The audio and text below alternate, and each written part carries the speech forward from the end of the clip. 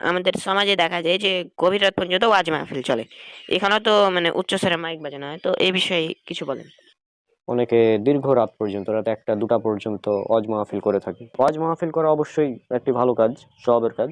কিন্তু এক্ষেত্রে আমরা আমাদের সমাজে দেখতে পাই যে রাত জেগে অনেকে ওয়াজ মাহফিল করছে।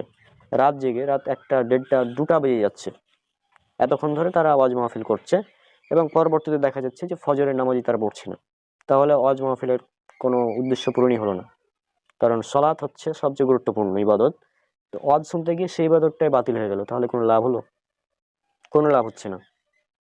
আর এখানে আরেকটি বিষয় যে, এই যে আমরা যখন ওয়াজ মাহফিলে উচ্চস্বরে মাইক বাজাই যারা, এর ফলে কি হয়, যারা অমুসলিম আছে, অমুসলিম যারা প্রতিবেশী আছে আমাদের, তাদের ঘুমের ডিস্টার্ব হয়।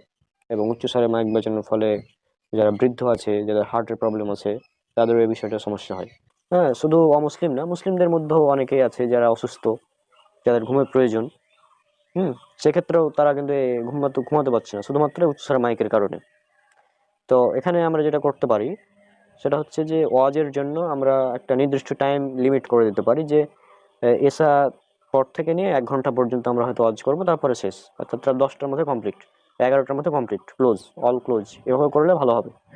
হ্যাঁ, কারণ প্রতিবেশীকে কষ্ট দেওয়া তো আসলে উচিত না। কারণ রাসূল সাল্লাল্লাহু আলাইহি ওয়াসাল্লাম তিনি বলেছেন, সহিহ বুখারী হাদিস নাম্বার 6018, রাসূলুল্লাহ সাল্লাল্লাহু আলাইহি সাল্লাম বলছেন যে, যে ব্যক্তি আল্লাহ ও আখিরাতের প্রতি বিশ্বাস রাখে সে যেন তার মেহমানকে সম্মান করে। তারপর তিনি আবারও বলছেন, যে ব্যক্তি আল্লাহ ও আখিরাতের প্রতি ঈমান রাখে সে যেন তার প্রতিবেশীকে কষ্ট না দেয়। হুম। এবং তারপর আরো তিনি বলছেন যে, যে ব্যক্তি আল্লাহ ও আখিরাতের প্রতি বিশ্বাস রাখে সে যেন ভালো কথা বলে অথবা চুপ থাকে। তাহলে এখানে আমরা বুঝতে পারছি 2 নম্বর পয়েন্ট, যে প্রতিবেশী যারা রয়েছে তাদের যেন কষ্ট না দেওয়া হয়। এখানে কিন্তু প্রতিবেশী বলা হয়েছে, মুসলিম প্রতিবেশী বলা হয়নি। প্রতিবেশী সে হিন্দু হতে পারে, খ্রিস্টান হতে পারে, যে কোনো ধর্ম হতে পারে। আর বাড়ির আশেপাশে যারা থাকে, তা আমাদের আশেপাশে তো অনেক হিন্দু ভাই বোনেরা আছে, তাই না? তো সেক্ষেত্রে তাদের যেন ডিস্টার্ব না হয়, আমাদের সেই দিকেও খেয়াল রাখতে হবে।